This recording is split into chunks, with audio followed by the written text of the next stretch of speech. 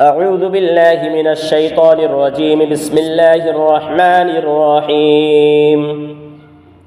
عما يتساءلون عن النبأ العظيم الذي هم فيه مختلفون. كلا سيعلمون ثم كلا سيعلمون.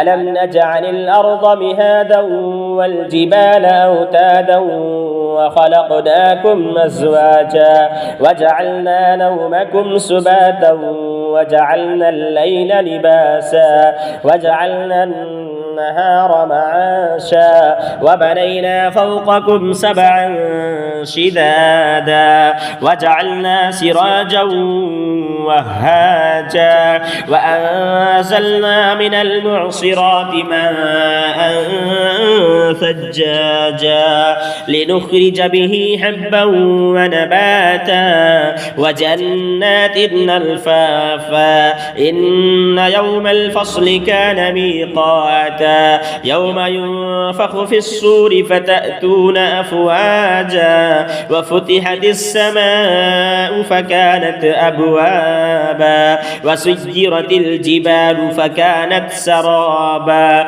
إن جهنم كانت مرصادا للطاغين مآبا لابثين فيها أحقابا لا يذوقون فيها بردا ولا شرابا إلا حميما وغساقا جزاء وفاقا. إنهم كانوا لا يرجون حسابا وكذبوا بآياتنا كذابا وكل شيء أحصيناه كتابا فذوقوا فلن نزيدكم إلا عذابا. إن للمتقين مفازا حدائق وأعنابا وكواعب أترابا وكأسا دهاقا لا يسمعون فيها لغوا ولا كذابا جزاء من ربك عطاء حسابا.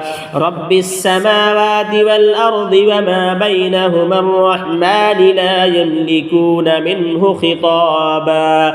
يوم يقوم الروح والملائكة صفا لا يتكلمون إلا من أذن له الرحمن وقال صوابا. ذلك اليوم الحق فمن شاء اتخذ إلى ربه مآبا. إنا أنذرناكم عذابا قريبا يوم ينظر المرء ما قدمت يداه ويقول الكافر يا ليتني كنت ترابا.